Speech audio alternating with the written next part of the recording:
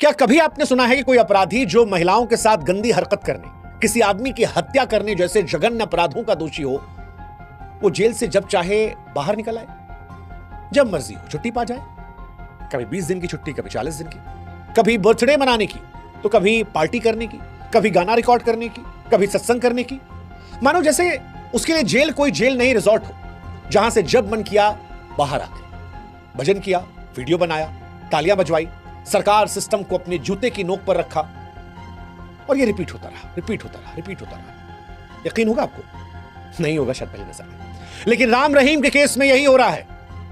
वो आदमी जिस पर वेब सीरीज बनाकर भी दुनिया को दिखाया गया कि देखिए ऐसे फर्जीवाड़ा होता है भक्ति के नाम पर, वो आदमी जिसके ऊपर सजा तय हो गई, वो आज भी आराम की जिंदगी जी रहा है और ये बता रहा है कि हम उस देश में रहते हैं जहां पर कानून दो तरह से काम करता है, अमीरों के लिए अलग, गरीबों के लिए अलग। इस देश में आम लोगों के लिए जेल सजा होती है, सलाखों के पीछे की जिंदगी डर और तकलीफों से भरी होती है, लेकिन राम रहीम जैसे रसूखदारों के लिए जेल मानो एक ब्रेक होता है, एक ब्रेक जहां वीवीआईपी ट्रीटमेंट से बाहर निकलकर वो वापस भगवान बनने का नाटक करते हैं। और ये हमें शर्म से शर्मसार करता है, क्योंकि ये हमारे सिस्टम का वो चेहरा है जो बताता है कि कानून सिर्फ गरीबों पर सख्त होता है और अमीरों के सामने हमारे देश की सरकारें, हमारे देश का सिस्टम और हमारे देश की न्यायिक व्यवस्था घुटने टेक देती है। राम रहीम को 20 साल की सजा सुनाई गई थी। हालांकि वहां भी वो सजा कम थी जिस तरह से उसका अपराध साबित हुआ था, लेकिन इसके बावजूद हर महीने या कहे हर कुछ महीनों पर जिस तरह से पैरोल से बाहर निकलकर वो ज्ञान देता है, प्रशासन जिस तरह से उसके कदमों में गिरा पड़ा रहता है, ये सवाल उठाता है कि क्या भारत में सजा या बेल हैसियत देखकर होती है? क्या इंसाफ का मतलब सिर्फ आम आदमी को परेशान करना है और रसूखदारों के लिए जेल भी उत्सव है? अगर एक बलात्कारी खुलेआम धार्मिक नेता बनकर जेल से बाहर निकलता है, भीड़ जुटाता है, तो उस भीड़ से लेकर उस न्यायिक व्यवस्था, उस प्रशासनिक व्यवस्था और उस राजनीतिक व्यवस्था पर सवाल उठता है, क्योंकि यह पूरे तंत्र का मजाक है। और इसीलिए आज हम चाहते हैं कि इस विषय पर बात की जाए, बताया जाए कि कैसे राम रहीम के नाम पैरोल का नंगा नाच चल रहा है और कैसे आंकड़ों में इंसाफ कैद हो गया है।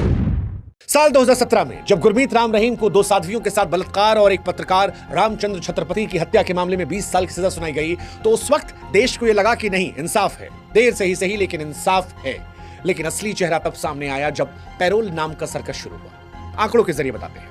अक्टूबर 2020 में 1 दिन की पैरोल मिलती है, मई 2021 में फिर 1 दिन की पैरोल मिलती है, फरवरी 2022 में 21 दिन की पैरोल मिलती है, जून 2022 में फिर 30 दिन की पैरोल मिलती है, अक्टूबर 2022 में 40 दिन की पैरोल मिलती है, जनवरी 2023 में फिर 40 दिन की पैरोल मिलती है, फिर जुलाई में फिर 30 दिन की पैरोल मिलती है, नवंबर में फिर 21 दिन की पैरोल मिलती है, अगले साल फिर जनवरी में 50 दिन की पैरोल मिलती है, अगस्त में 21 दिन की पैरोल मिलती है, सितंबर में 21 दिन की पैरोल मिलती है, जनवरी में इस साल 30 दिन की पैरोल मिली, अप्रैल में दूसरी बार 21 दिन की पैरोल मिली और अब अगस्त के महीने में 40 दिन की पैरोल मिली। कहानी का सार यह है कि 2020 से लेकर 2025 के बीच में राम रहीम को 14 बार जेल से पैरोल मिली, यानी हर साल यह आदमी 90 दिन से ज्यादा जेल से बाहर रहा है। एक सजा याफ्ता बलात्कारी हत्यारा हर चौथे दिन जेल से बाहर झांकता है, जैसे मानो कोई कैदी नहीं बल्कि कोई नेता या सेलिब्रिटी या कोई एनआरआई जो वापस अपने मुल्क लौटा हो। और इस बार भी यही हुआ। हनीप्रीत, जिसके किस्से आपने खूब सारे सुने होंगे, उसे सिरसा के डेरे में लेने पहुंची और अगले 40 दिन तक अब वो अपना जन्मदिन मनाएगा। भक्तों के बीच एक बलात्कारी राजा की तरह विराजेगा, प्रवचन देगा, ज्ञान देगा और हमारे देश में सरकार, सिस्टम, न्यायिक व्यवस्था सब देखती रहेगी। सवाल यह है कि यह न्याय है या फिर सत्ता का धंधा, यह सजा है या फिर सैर सपाटा, और कैसे हमारे देश में एक बलात्कारी वीवीआईपी ट्रीटमेंट पाता है जबकि गरीब सालों साल कोर्ट की तारीखें गिनता है। राम रहीम अब सिर्फ एक अपराधी नहीं है बल्कि हमारी व्यवस्था के मुंह पर पड़ा एक तमाचा है जो चीख चीख कर कहता है कि अगर तुम्हारे पास भीड़ है, रसूख है, राजनीतिक गठजोड़ है, तो फिर जेल में भी तुम आजाद हो। राम रहीम की कहानी सिर्फ पैरोल की नहीं बल्कि पूरे सिस्टम की नाकामी का सर्टिफिकेट है, जो बताता है कि इंसाफ खरीदा जा सकता है, सजा सिर्फ दिखावे की चीज बनी है। और अगर आपके मन में सवाल है कि यह सब क्यों है, कैसे कानून का मजाक है, तो इन सब के पीछे वही सियासत है जिसने देश को चौपट कर रखा है। राम रहीम को बार बार पैरोल मिलने के पीछे हमें खेल समझने के लिए डेरा सच्चा सौदा के प्रभाव को समझना पड़ेगा। हरियाणा, पंजाब, राजस्थान और दिल्ली में इसके लाखों अनुयायी हैं जो बड़ा वोट बैंक बनाते हैं। नेताओं के लिए अनुयायी सोने की खान है। हर बार पैरोल के पीछे कोई ना कोई बहाना होता है, चाहे जन्मदिन हो, सत्संग हो, धार्मिक आयोजन हो, पिता की पुण्यतिथि। लेकिन असलियत यह है कि ये मौके अक्सर चुनावों के आसपास लिए जाते हैं।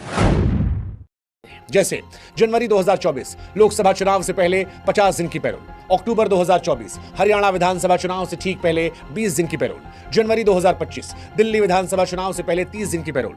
ये संयोग नहीं बल्कि सत्ता और वोट की सियासत है। डेरा सच्चा सौदा का प्रभाव ऐसा लगता है कितना है कि सरकारें और प्रशासन नतमस्तक है।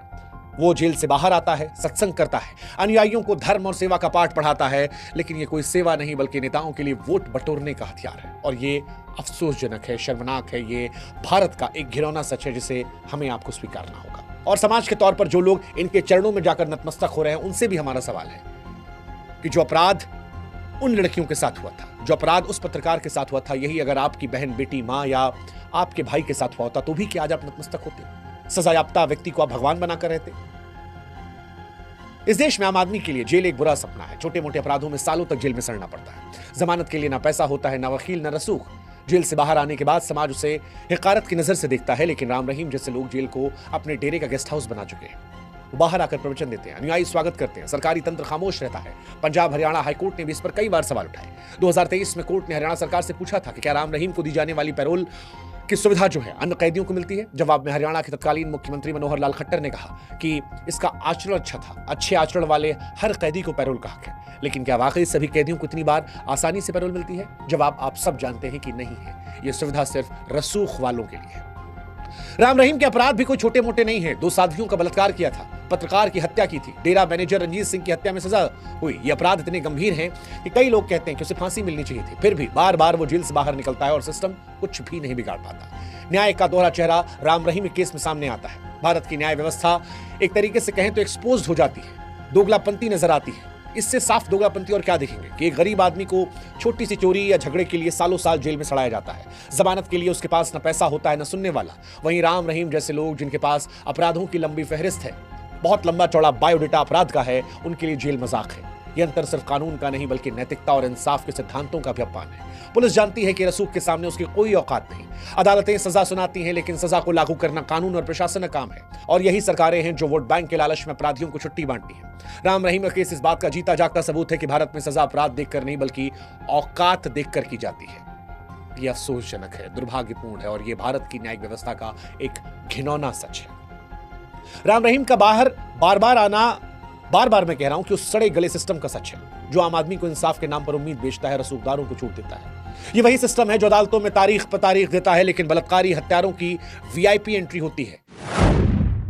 जब मर्जी होती तब छुट्टियां मिलती हैं, जेल भी ऐशगाह बन जाती है। सवाल यही कि क्या यही वो न्याय है जिसकी दुहाई हर मंच पर होती है? अगर बलात्कार और हत्या जैसे अपराधों का दोषी हर कुछ महीने में या हर साल में औसतन 4 में से 1 दिन बाहर घूमेगा, ज्ञान देगा, बर्थडे मनाएगा, प्रवचन देगा, भगवान बना घूमेगा, तो फिर क्या कानून का मजाक नहीं? क्या कानून की इज्जत रह जाती है?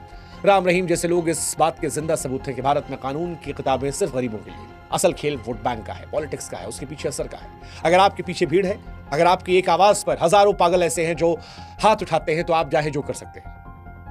आप बलात्कार कर सकते हैं, आप हत्या कर सकते हैं और उसके बावजूद आप बाबा कहलाएंगे, भगवान कहलाएंगे, जेल में मौज काटेंगे और जेल से बाहर निकलकर जन्मदिन मनाएंगे। जब तक ये सत्ता, धर्म, धन का गठजोड़ नहीं टूटेगा, भारत में न्याय सिर्फ किताबों तक रह जाएगा, कानून सिर्फ आम आदमी पर टूटेगा।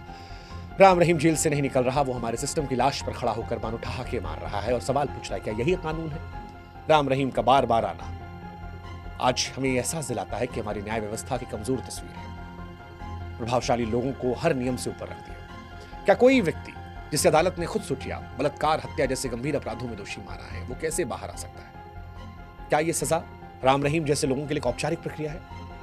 90 दिन साल में वो बाहर रह चुका, अभी साल खत्म नहीं हो रहा। और अगर कोई सजा याफ्ता व्यक्ति हर महीने ऐसे बाहर निकलेगा तो जेल का मतलब क्या होगा? कानून का सम्मान कैसे बचेगा? अंतिम उम्मीद तो हमारे कानून से होती है। जब जुर्म से ज्यादा जुर्म करने वालों की हैसियत होगी तो क्या होगा? वैसे राम रहीम कोई अकेला मामला नहीं है, उदाहरण है इस तंत्र की उस हकीकत का जहां नियम सबके लिए बराबर नहीं है। और ये वो सच्चाई है जिससे हम और आप मुंह नहीं मोड़ सकते। 14 बार पैरोल, यह आंकड़ा आज हमारे पूरे न्याय तंत्र पर सवाल है। एक आम आदमी, फिर मैं कह रहा हूं, जिसे मामूली जुर्म में महीनों जेल में रहना पड़ता है, जब वो ये तस्वीरें देखेगा तो वो क्या सोचेगा?